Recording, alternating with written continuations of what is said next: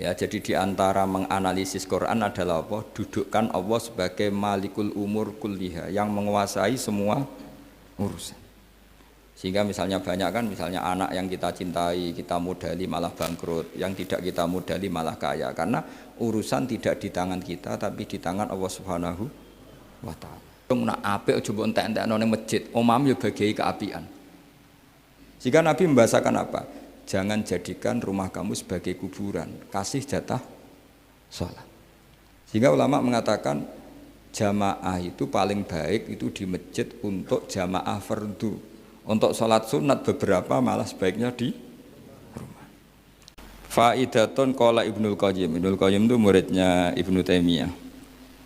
Ta'ammal khitabal Qur'an tajid malikan lahu al-mulku kulluh walahu alhamdu kulluh. Azimmatul umuri kulliha biyadi wa masdaruha minhu wa mawriduha ilaihi mustawiyan alal arsy la takhfa alaihi khafiyah min aqtari mamlakatihi aliman bima fi nufusi abidihi muttali'an ala asrarihim wa ala niyatihim munfaridun bitadbiril malakah yasma'u wa yara wa yu'ti wa yamna wa yusibu wa yu'aqib wa yukrim. Jadi begini maksudnya, khitab itu otoritas dari minal a'la ilal adna, dari yang lebih kuat ke yang lebih bawah, itu namanya khitab. Kemudian harusnya kita semua sebagai manusia itu sebenarnya orang yang tidak sah memberi khitab, memberi perintah, karena kita sendiri tidak berstatus khalik, pencipta.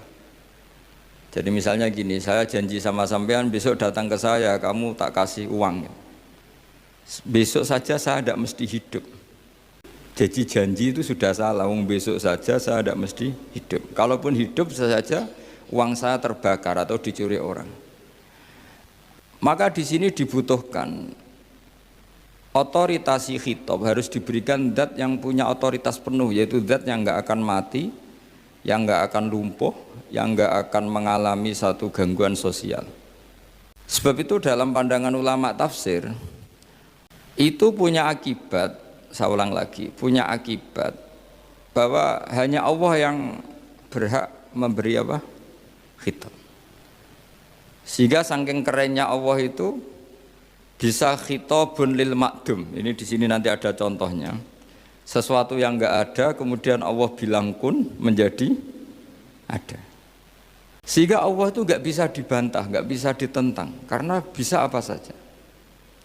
Karena asbabul qudrah adalah al-khalqu. Kalau dalam ilmu tafsir, kalau sampean dalam ilmu manusia kan gini, sebabnya melihat itu mata. Kalau dalam ilmu tafsir enggak, yang bisa menjadikan Anda melihat itu menciptakan. Saya ulang lagi ya, jadi kalau dalam ilmu tafsir, asbabur ru'yah itu al-khalqu, bukan al-basar. Kalau kamu melihat karena mata, berarti setelah jauh tidak bisa melihat, atau setelah tertutupi tidak bisa melihat. Tapi kalau kamu mengetahuinya karena menciptakan, maka kapan saja bisa melihat.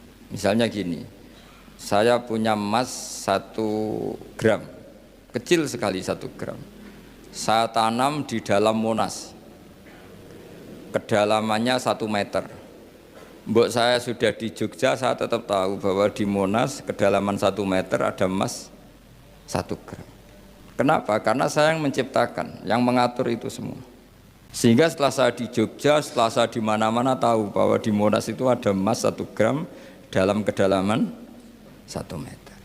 Sehingga Allah ketika mengatakan, saya ini zat yang super tahu, itu kata Allah gimana? Ala ya'lamu man khalaqo. Ala ya'lamu ana ta ora ngerti sapa man wong zat khalaqa kang gawe sapa man. Masa orang yang menciptakan kemudian tidak tahu? Jadi awal tahu itu karena menciptakan. Tapi kita sudah lama jadi bodoh karena kita tahunya pakai mata. Sehingga kita mengatakan bagaimana orang buta bisa tahu wong dia buta. Kalau dia yang menciptakan tetap tahu. Tadi misalnya orang buta di kamar mandinya masang paku atau masang apa, dia tahu kalau di kamar mandi saya ada paku. Kenapa kok tahu? Karena yang masang saya. Nah, Ini penting saya utarakan supaya nanti itu gampang analisis ayat-ayat berikutnya. Otoritas itu, otoritas khitab itu harus diciptakan dulu. Nah, baru setelah punya otoritas, saya ulang lagi, baru punya hak khitab. Nah sekarang enggak, para raja, para presiden, para dosen, para kiai itu sering melancarkan khitab, sementara dia enggak menguasai apa yang akan terjadi.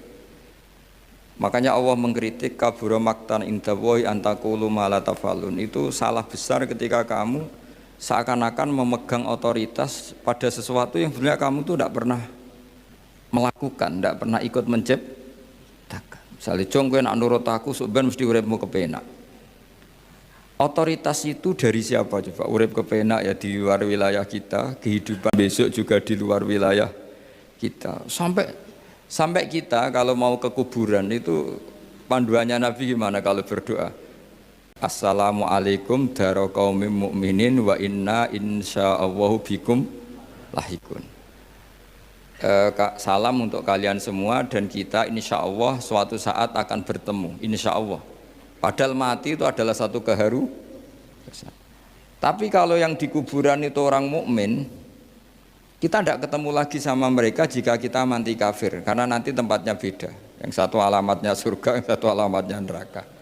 Maka kata ulama, kata insya Allah di situ adalah kita masih berharap mati dengan status yang sama, sehingga bisa ketemu.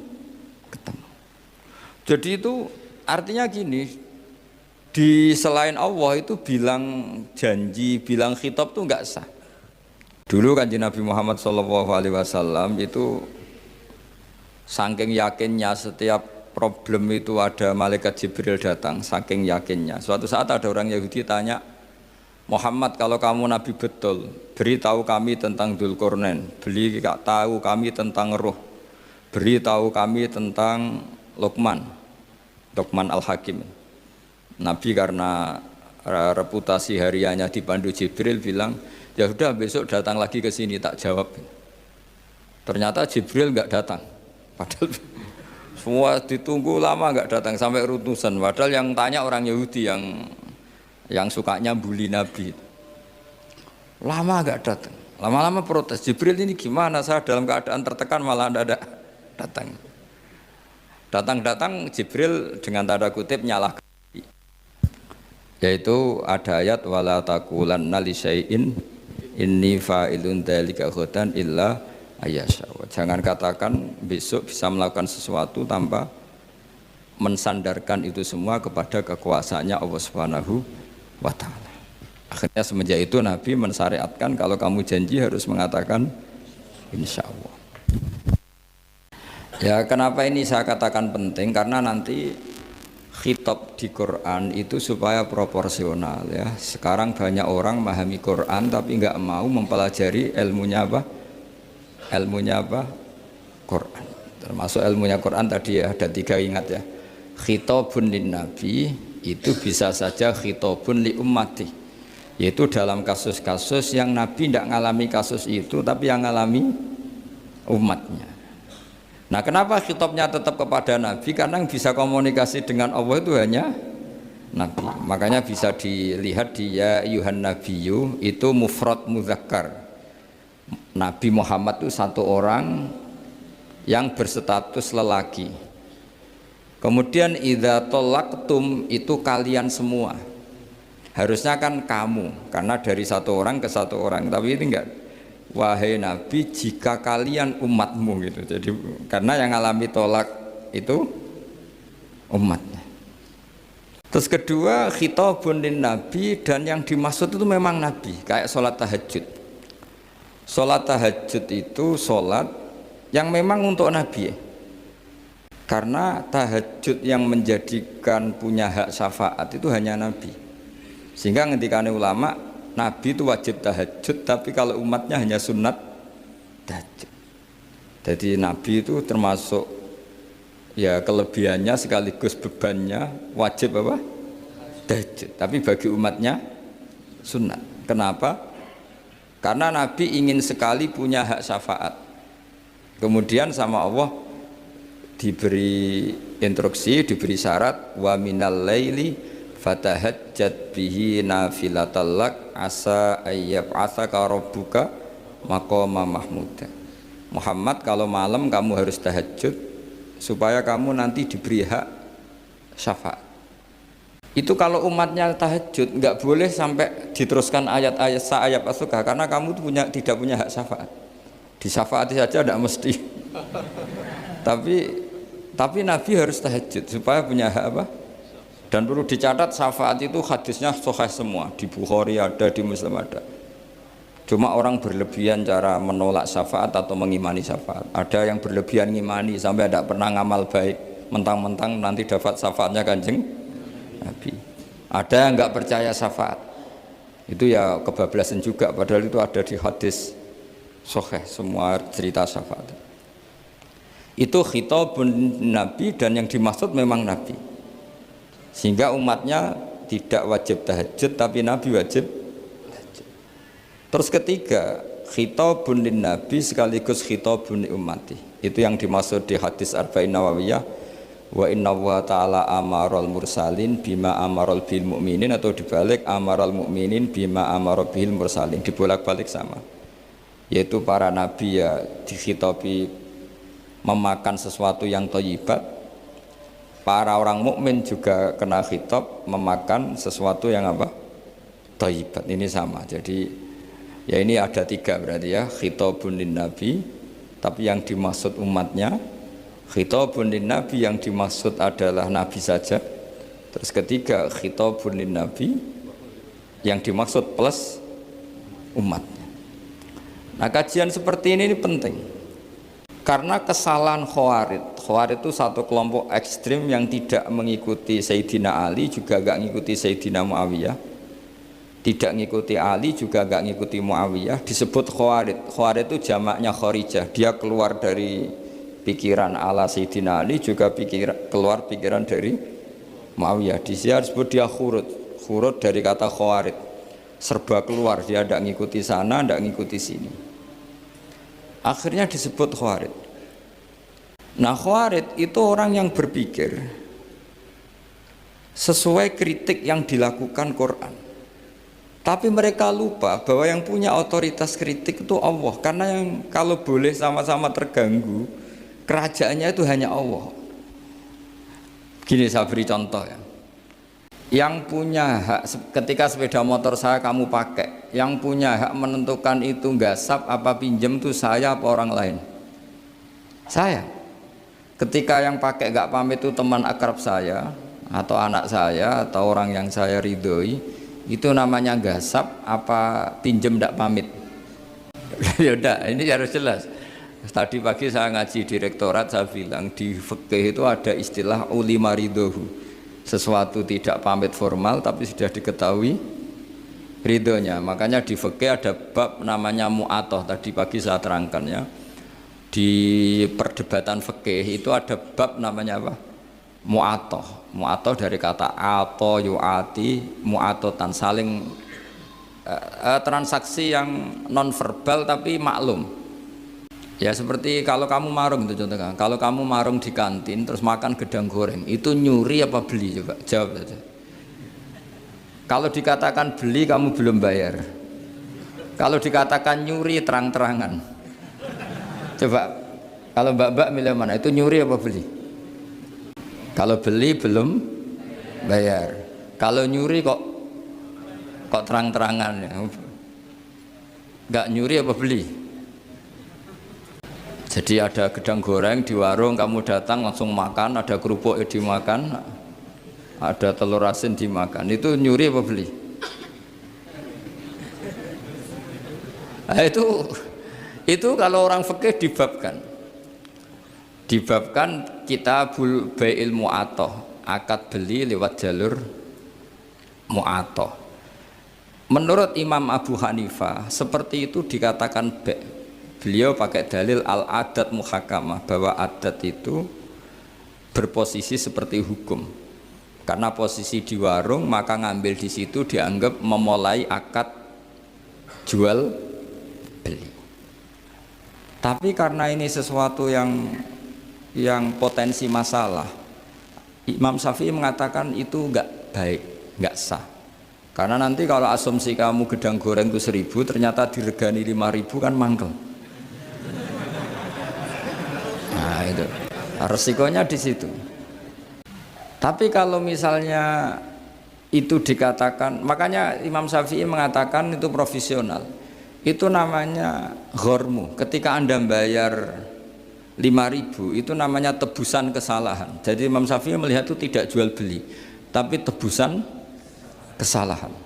Sehingga kalau saya jadi hakim, misalnya pembeli bilang asumsi saya 1.000 Gus, terus kata baek, kata penjual, enggak Gus itu tak jual 5.000, saya harus memenangkan baek. Memenangkan siapa? Penjual, karena penjual adalah pemilik gedang goreng itu dan posisi yang makan adalah perusak barang orang lain. Gitu. Sehingga dimenangkan penjual, ya dimenangkan penjual.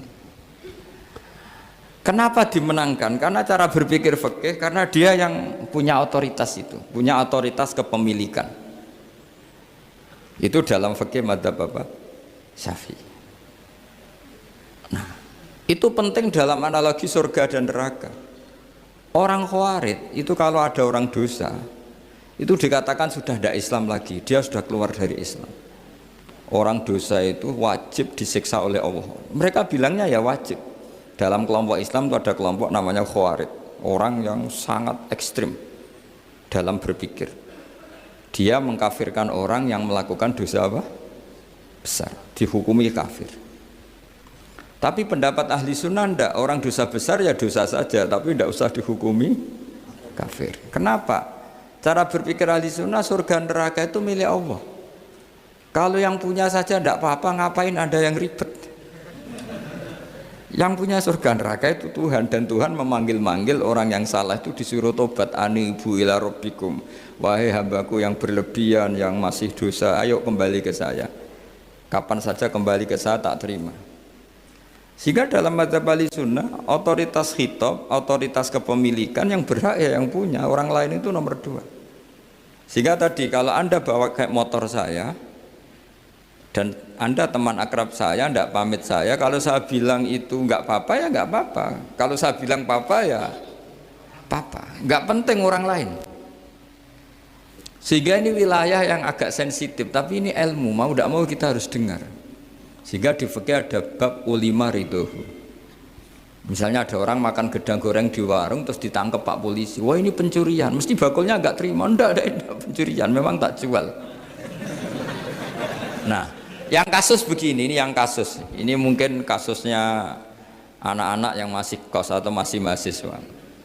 Warung kantin dijaga ibu-ibu, ada anak makan lahap, dikira belinya cash. Setelah dimakan ternyata akadnya utang.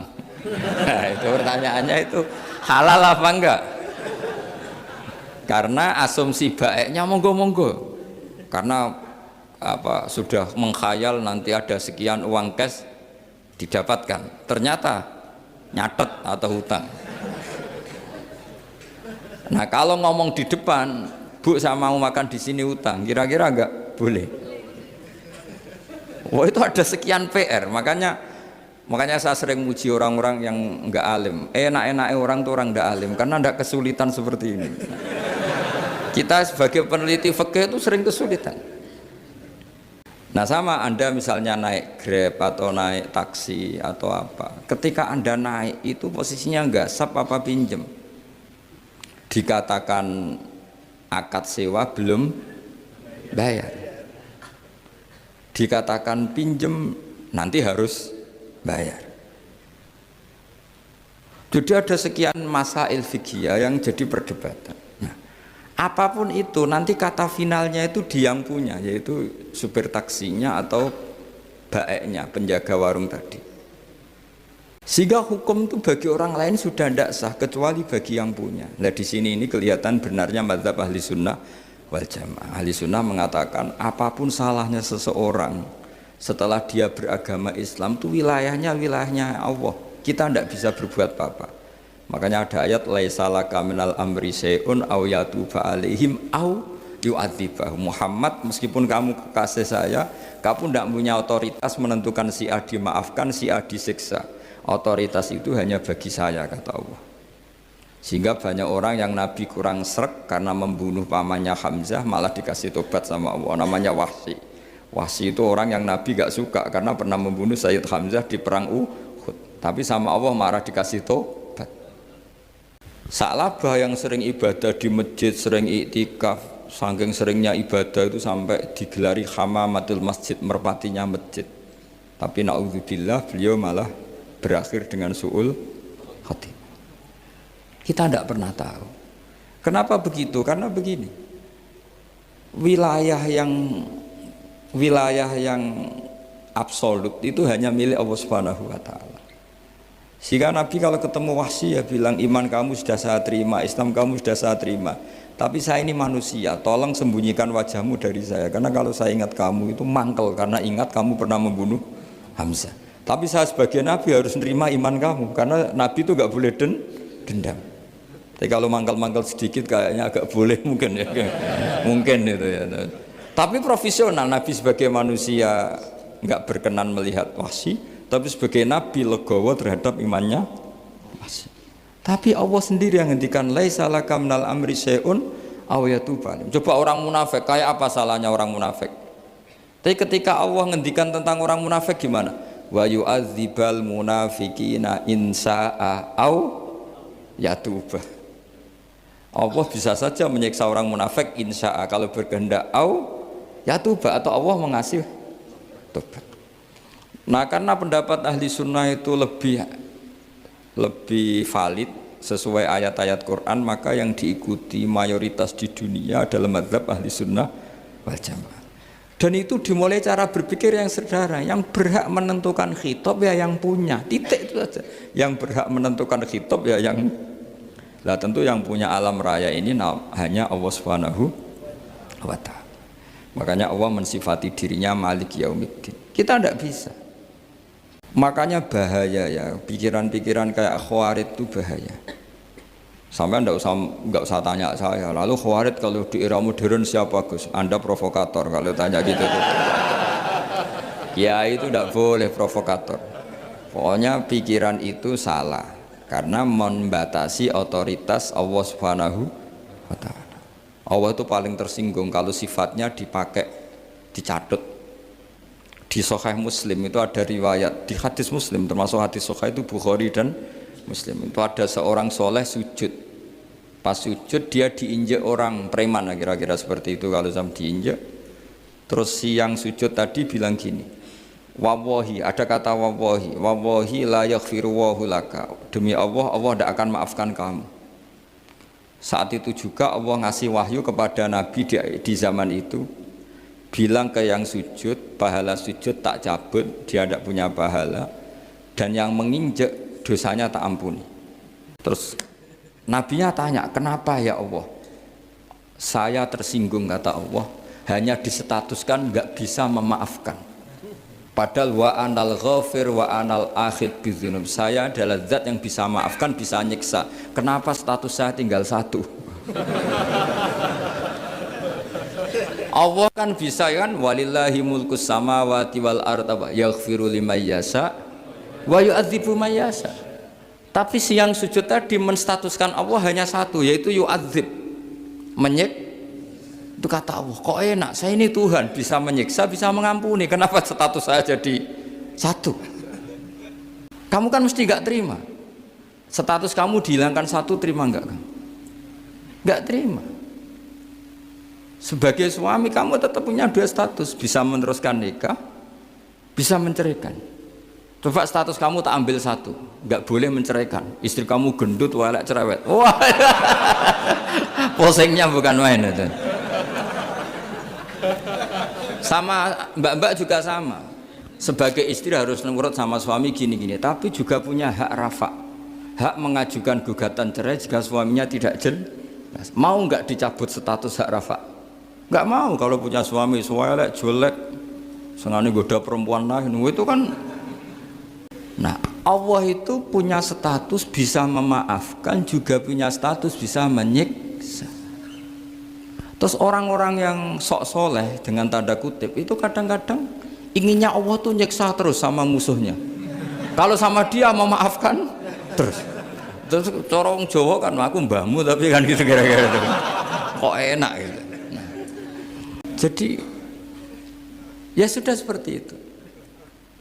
Lagi-lagi kata kuncinya apa? Beri otoritas itu hanya kepada Allah Subhanahu wa taala karena dia adalah pemilik otoritas sejati.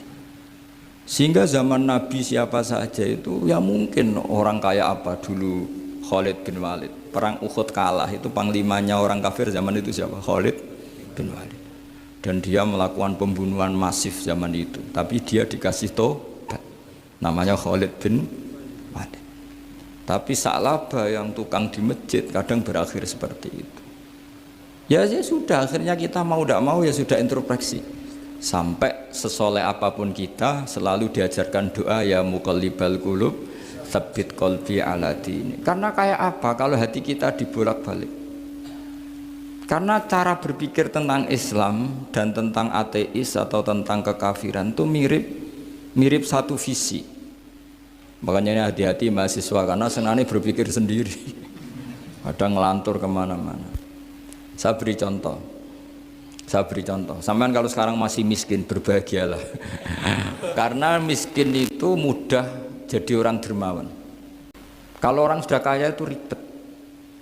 Coba misalnya sampean jadi santri saya, tak contohkan. Biasanya santri kalau sama kiainya akan loyal. Kamu miskin punya ayam 2, tak minta 1 boleh enggak? Boleh, padahal itu 50%. Ya. Terus punya uang 100.000, tak minta 50.000 kira-kira boleh enggak? Boleh, padahal itu 50%. Tapi kalau kamu kaya, punya uang 1 miliar, tak minta 500 juta, boleh enggak kira-kira? Padahal itu berapa? 50%. Gampang mana dermanya orang kaya sama orang miskin? Untuk mengamal 50. Itu mahasiswa yang masih miskin-miskin, uangnya hanya 100.000, neraktir temannya habis nggak masalah. Padahal itu berarti 100%. Uangnya 50.000 diminta temannya dikasihkan semua. Padahal itu aset satu-satunya. Nah, Sa'labah itu cara berpikir gitu sehingga Allah tersinggung. Saya beri contoh ya, Sa'labah itu singkat cerita kan kalau habis jamaah salam langsung lari pulang. Terus ditanya sama Nabi, kenapa kamu kesusu pulang gitu? Istri saya di rumah masih belum pakai baju karena gantian sama saya. Saking miskinnya tuh baju itu gantian. Sama nggak usah bayangkan lalu di rumah telanjang kayak apa? Berarti kamu porno, kamu porno berarti tidak boleh. Pokoknya ceritanya seperti itu, tidak usah lari. Gantian pakai itu. Singkat cerita, ya Rasulullah, saya ini didoakan kaya. Sampai 3 kali Nabi bilang, bisa saja miskin itu lebih baik bagi kamu. Lama-lama sampai memaksa Nabi, akhirnya Nabi berdoa. Terus beliau kaya. Dan Sa'labah agak salah, dia nggak minta paket kaya barokah, tapi mintanya kaya saja, diturutin kaya. Pertama punya kambing di pegunungan ya, kalau di Arab itu kan kambing diletakkan di Jabalen, Mabinal Jabalen, di antara 2 lembah itu 40 sampai 80 sampai 4.000. Singkat cerita ketika 40 Nabi sudah memerintahkan sahabat diminta zakat. Berarti kalau 40 itu 1, kalau 80 kira-kira 2. Ya sudah gitu. Sebetulnya ketika 40 kalong 1 terkurangi 1 zakat itu kan ringan karena masih 39. Ya kayak tadi kamu punya uang 1 juta, jangan 1 juta, 500.000 sudah agak berat kamu. Tidak gini saja, tak beri contoh betapa mudahnya dermawan bagi orang miskin. 1 juta itu kan zakatnya berapa? 25.000 ya. Rubu lusur kalau dalam bahasa Arab itu berapa? Kalau bahasa kampus kan berapa? 2%, 2,5 ya, 2,5. Itu bahasa keliru sebetulnya. Sama ikut saya saja. Saya itu berkali-kali saya pernah garap matematika, cepet-cepetan mbek pakar matematika itu mesti cepet saya. Karena saya ini agak bedui. Orang bedui itu cara berpikir itu lebih gampang. Jadi kalau orang Arab, tak ajarin matematika Arab ya. Itu enggak ada porogapit. Jadi begini cara berpikir orang Arab itu berpikir bertahap. Ya kalau 2,5 itu kalau orang Arab bilang rubul usyur apa? Rubul usyur, seperempat dari 10. Jadi kalau orang Arab berpikir bertahap. Jadi misalnya 1 juta, 1/10-nya berapa? 100.000. Terus seperempatnya 25.000. Jadi disebut rubul usyur, seperempat dari 10. Jadi 1 miliar, cari 1/10-nya dulu 100 juta. Terus seperempatnya. Sehingga nggak usah porogapit ruwet. Jadi orang Arab kalau bilang 1/10 sama 1/20 itu tidak bisa. Karena nanti dadak porogapit. Orang Arab bilang al usyur atau nisful usyur. Misalnya zakatnya apa itu zuruk, berarti 100, 1/10-nya berapa? 10. Terus orang Arab kalau misalnya pertanian kamu biayai zakatnya 1/20, orang Arab bilang bukan 1/20, nisful usyur. Berarti berapa? 100 usurnya 10, separuhnya 1/10, berarti 5. Lah 5 ini bahasa kamu apa? 1/20. Ya, bahasa orang kampus 5 kan 1/20, kalau 10 1/10. Kalau orang Arab bilang apa? Usyur atau nisful, kan gampang gitu. Gampang mana matematika Arab sama matematika ini sama? Daripada sama nggih porogapet itu pusing saya lihat itu. Ya sudah gitu aja, pokoknya diusurkan semua. Orang Arab kalau bilang itu diusurkan semua, berarti 1 juta. Misalnya zakat mal kan 2,5, berarti 1 juta. Usur dulu, berarti 100.000. Lah zakatnya itu rubul usur, seperempat dari 1/10. Ya di 1/10 dulu, berarti 100. Habis itu rubul usur, seperempat dari 1/10, berarti jadi gampang saja. 1 juta, tulis saja langsung 100.000 usur, terus 1/4-nya 25. Gampang mana? Gampang lagi pakai kalkulator. Nah, sekarang begini. Kira-kira kalau kamu punya uang 1 juta diminta zakat 25.000 enteng enggak? Enteng. Biasa kan kita punya uang 1 juta naktir teman sampai habis 100.000, 200 enteng. Tapi kalau sudah 10 juta, 10 juta berarti rubul usurnya berapa? 250. Kalau 1 miliar 25 juta. Wah itu sudah pikiran kamu kan bikin toko baru, bikin konter baru. Nah kalau 100 miliar berapa? 200. Nah sak labah ini ketika dimintai zakat ketika 40 enggak, masih kambing 40 enggak mau, 80 enggak mau, sampai hampir 4.000. Kalau 4.000 misalnya digawe rata-rata 51 aja, digawe bulat ya. Berapa sebenarnya? Per 1.000 kan 20. Ya kan? Per 1.000 kambing kalau dipakai 50 saja, per 1.000 kambing berapa? 20 kan? 20. Kalau 4.000 80. Kira-kira itu misalnya dipakai 50. Apalagi itu 40 lebih banyak lagi. Akhirnya ngomentari sahabat yang disuruh Nabi ngambil zakat. Wah ini tidak zakat, pemerasan. Karena jumlahnya sudah signifikan. Maka kalau kamu ingin dermawan sekarang itu bisa dermawan 50%. Yaitu punya 2 ayam kurus lagi. Diminta masjid untuk syukuran, bawa aja.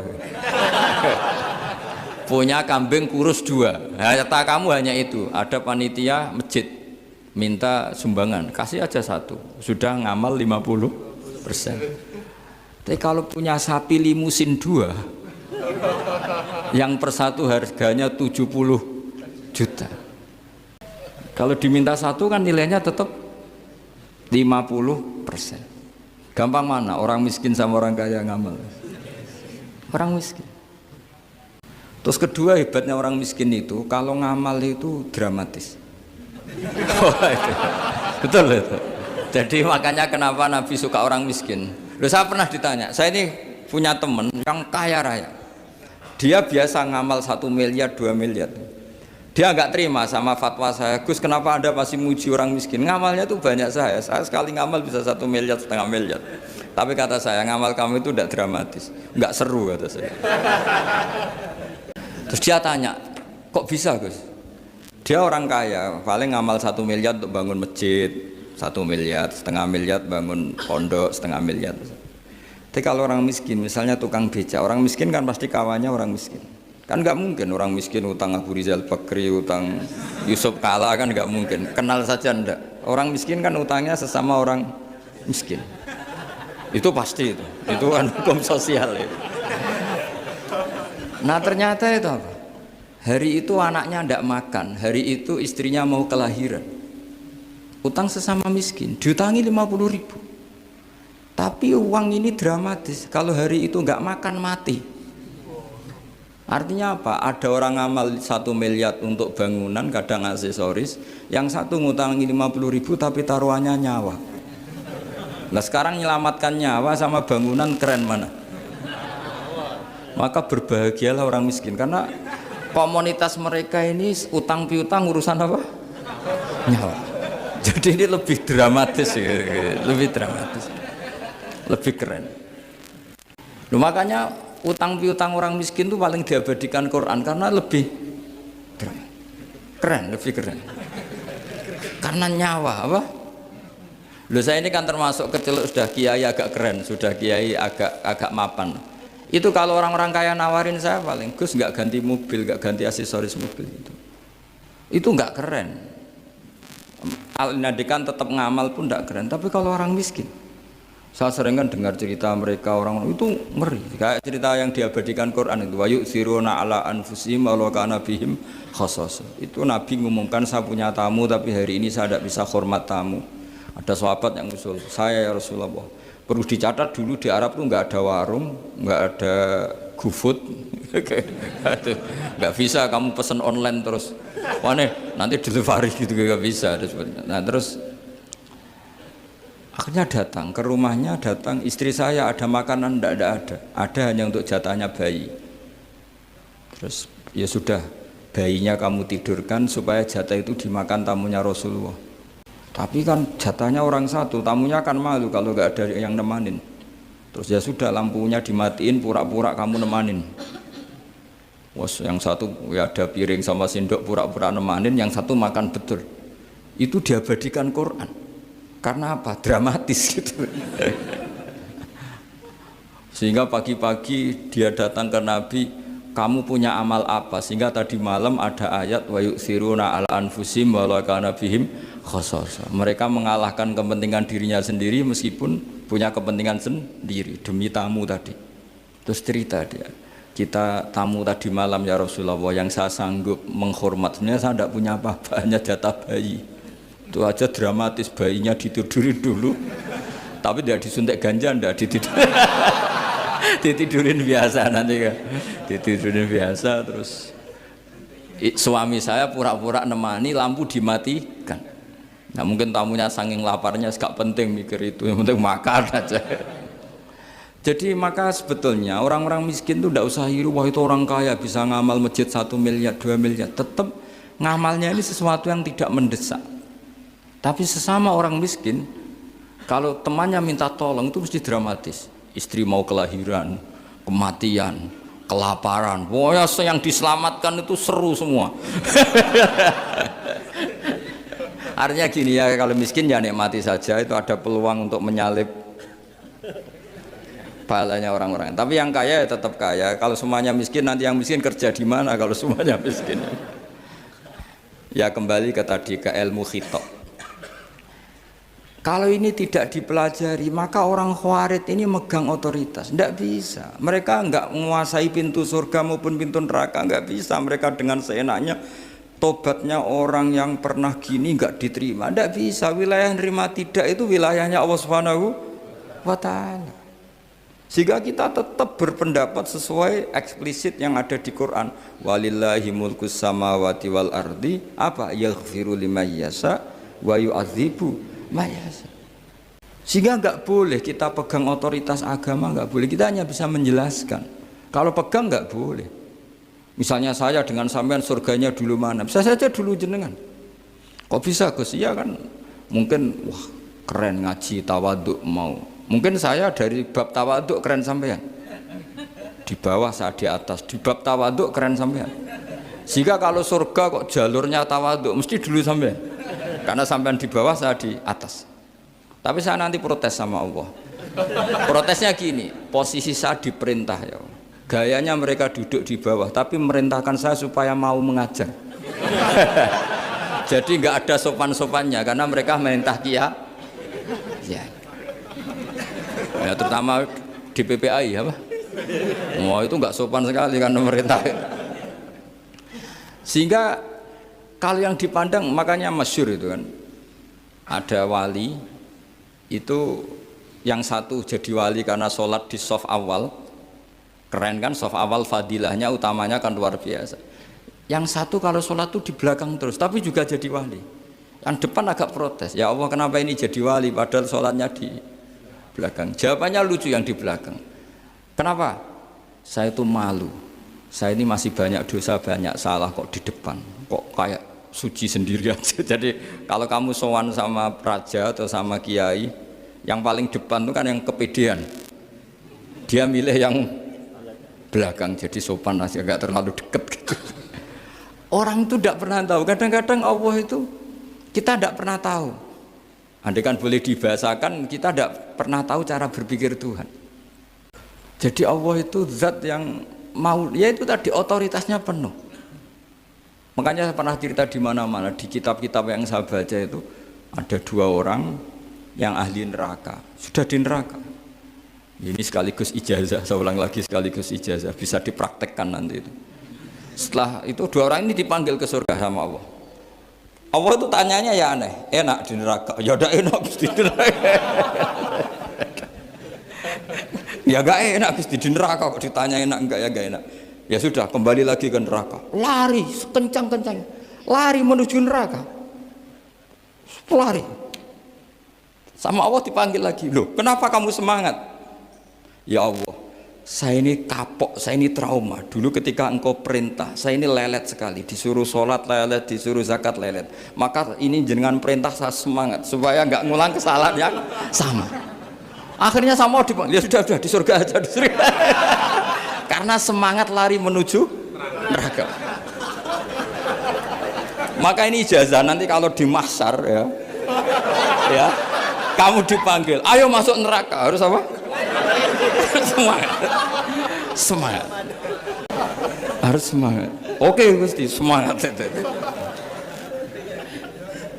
Lah repotnya kalau nggak dipanggil lagi. Akhirnya barokahnya semangat itu dia di surga. Kita tidak pernah tahu cara berpikir Tuhan, nanti kan boleh dibahasakan seperti itu. Yang satu, ayo kembali lagi ke neraka. Tolah itu. Jalan noleh lagi. Sampai itu gak semangat noleh lagi. Terus ditanya sama, kenapa kamu tolah gitu? Saya tidak pernah ngira ya Allah ketika engkau panggil di surga, kemudian engkau kembalikan lagi ke neraka. Ya sudah kamu di surga saja. Barokahnya husnudzon. Jadi Tuhan itu unik. Makanya dalam tradisi ulama itu ad-dinu ar-riwayah, agama itu riwayat. Sebagian diredaksikan inna hadzal ilma dinun fanzuru amman ta'khuduna dinakum. Agama ini, ilmu ini agama, maka lihat riwayatnya. Karena kita tidak pernah tahu cara berpikir Tuhan. Kita harus mengikuti riwayat yang diutarakan Rasulullah SAW. Karena kita tidak pernah tahu. Kayak tadi ada orang diinjek, kita mesti kan terprovokasi ingin bela yang sujud menyalahkan yang injek.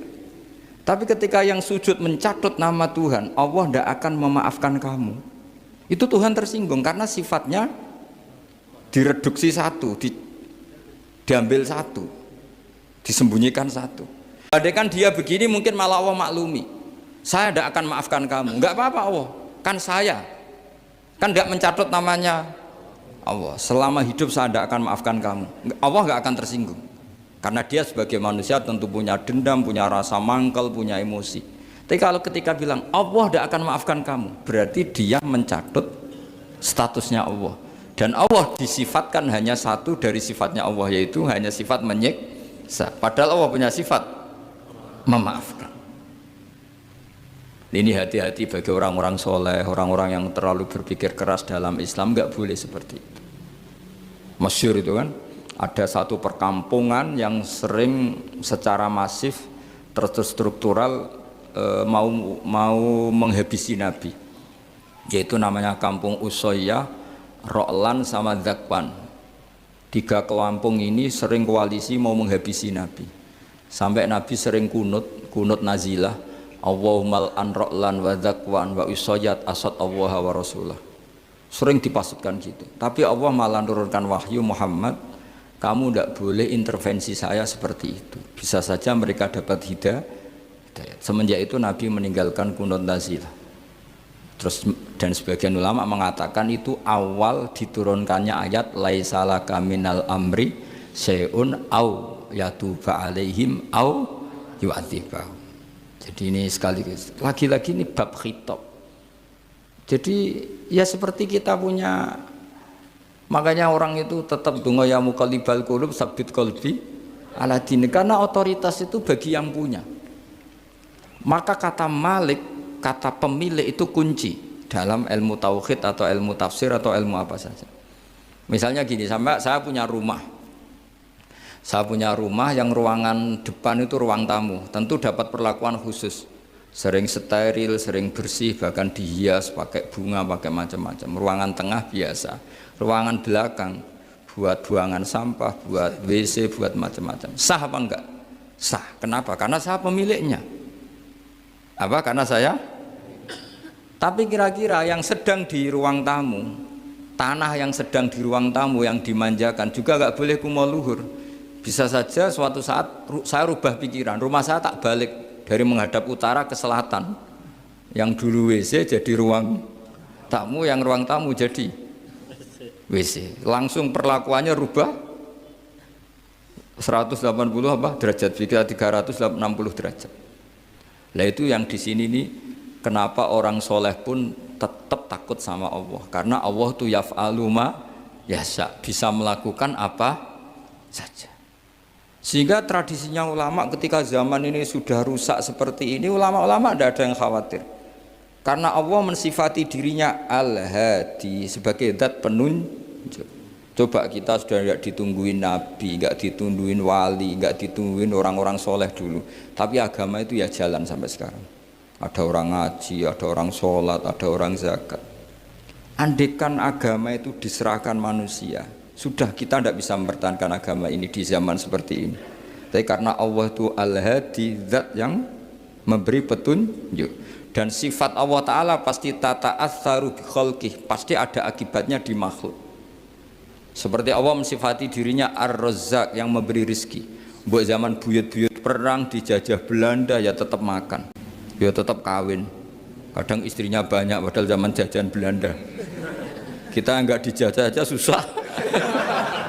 Dulu itu babah kamu istrinya 1 atau 2? Buyut-buyut kamu banyak yang 2 padahal miskin. Karena Allah mensifati dirinya Ar-Razzaq. Mbok keadaan kayak apa orang tetap dapat rezeki. Begitu juga Allah mensifati dirinya Al-Hadi. Mbok keadaan dunia rusak kayak apa tetap ada yang dapat hidayah. Jadi kamu tidak usah khawatir terhadap agama ini, karena Allah mensifati dirinya apa? Al-Hadi, zat yang memberi petunjuk. Kayak apa Amerika, kayak apa Korea. Saya itu pernah di Korea, katanya negara ateis. Di sana TKI yang nyari uang, ternyata di sana itu bikin masjid. Coba kalau Allah menghendaki, di Korea ada masjid. Karena bikin masjid gak boleh, kalau nyewa boleh.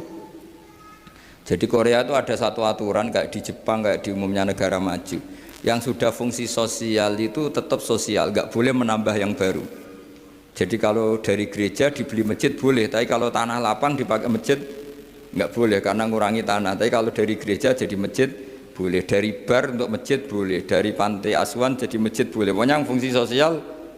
Saya pernah ngaji di masjid itu, bawahnya bar, atasnya gereja, atasnya lagi masjid. Kadang ya balik masjid dulu, bar, baru gereja. Karena memang yang sudah kawasan sosial ya kawasan publik ya untuk publik. Kita tidak pernah mengira kalau di sana ada tauhid. Tapi Allah itu Al-Hadi, apa? Allah itu Al-Hadi. Sehingga ya delala ada orang Indonesia kerja di sana, terus nuraninya tersiksa kalau tidak ada tempat sujud. Akhirnya mereka urunan bikin masjid.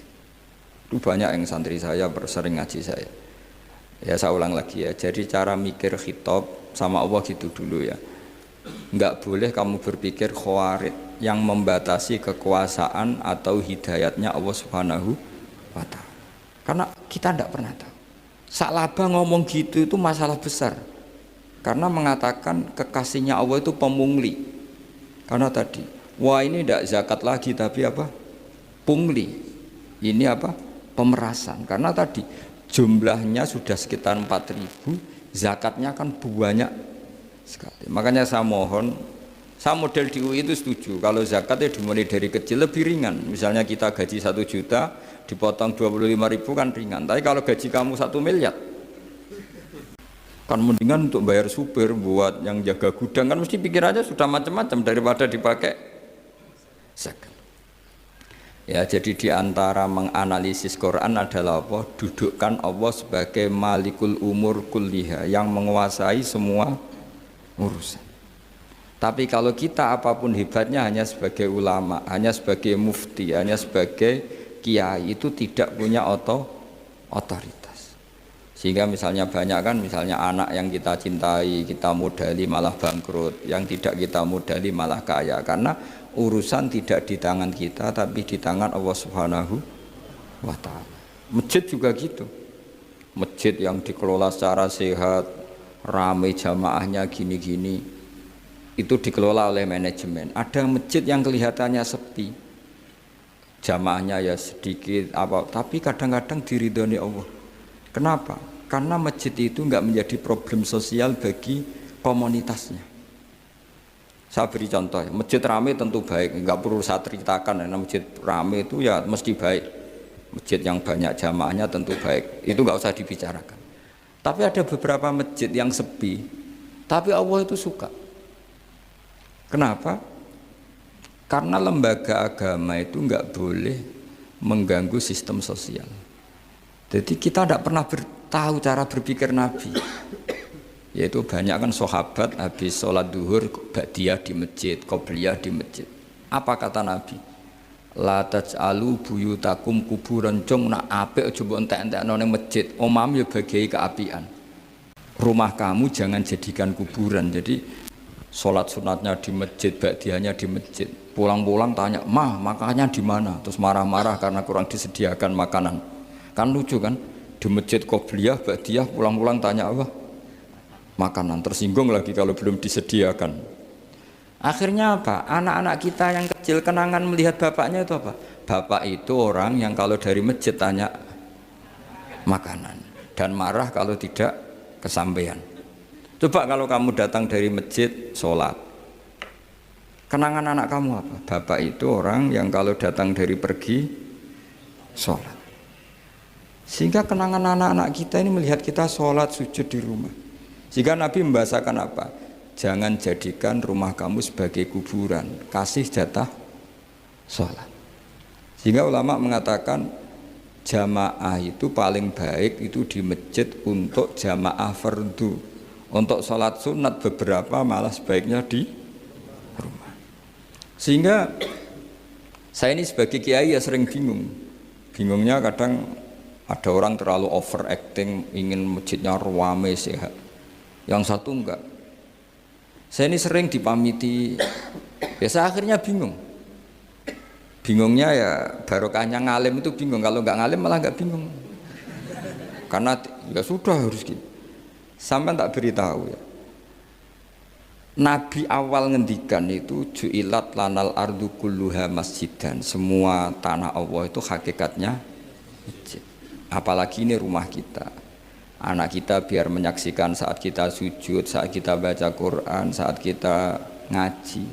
Kalau semua ini di masjid, kemudian Anda di rumah taunya makanan, menuntut ngopi, menuntut kenangan di keluarga kita kurang baik. Makanya Nabi membahasakan apa? La taj'alu buyutakum kuburon. Jangan jadikan rumah kamu sebagai kuburan. Apalagi ada pepatah lagi, al ummu madrasatul ula, ibu adalah madrasah pertama. Coba kalau kita ngajarin Quran di rumah, ya tentu masjid ya tetap ada kegiatan, tapi jangan sampai mematikan rumah. Sehingga kita sebagai ulama itu ada masjid rame ya seneng, ada masjid setengah rame ya nggak apa-apa, asal efeknya menyebar ke masyarakat. Jadi ramenya masjid ya baik, tidak rame kalau yang rame ibadah di rumah-rumah juga baik. Maka dulu zaman Nabi Musa malah istilahnya waj'alu buyutakum qiblata wa aqimus sholat. Jadikan rumah kamu sebagai kiblat, sebagai tempat ibadah. Coba kenangannya Nabi kalau sholat malam itu di rumah apa di masjid? Di rumah, sehingga Aisyah punya kenangan sampai hatta waromat kodamau, sehingga kakinya Nabi bengkak. Dan Nabi alami saja. Kamu kira Nabi sholat punya kayak anak-anak sekarang kan yang kayak ada ruang sholat.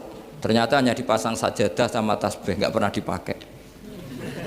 Kalau Nabi enggak, yang dipakai Sayyidah Aisyah itu ya tempat sholat. Sehingga kata Aisyah, Nabi itu sholat di tempat tidur saya.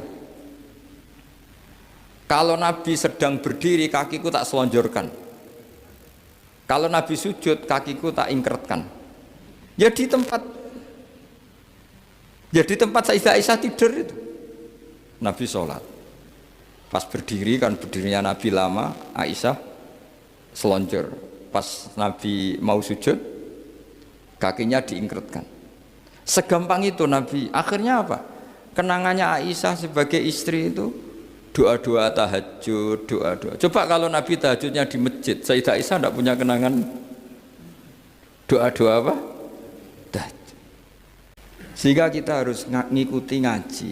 Kalau nuruti teori ya, sholat itu ibadah. Sebaiknya kalau ibadah ya di tempat ibadah. Tidak seperti itu cara pandang. Kata Nabi, semua buminya Allah adalah saksi kita ketika ketemu Allah. Semakin saksi itu baik, banyak, maka semakin baik. Maka kalau sholat sunat, kesunatannya itu pindah-pindah tempat. Tapi ya jangan terlalu habis di sini terus pakai mobil ke sana gitu. Iya, kalau pas di perempatan ada orang cantik nggak jadi diterusin nanti. Tapi ini sama saya cerita ya, jadi di antara mengkaji Quran itu mengkaji cara Allah membuat khitab. Dan yang kunci semua adalah Allah adalah zat sing otoritatif, malikul umurikul dia, pengendali dari semua. Maka kalau nyifati Allah ya tetap yaghfiru liman yasha wa yu'adzibu may yasha. Jangan pernah mengambil otoritasnya Allah Subhanahu wa taala. Sekian, assalamualaikum warahmatullahi wabarakatuh.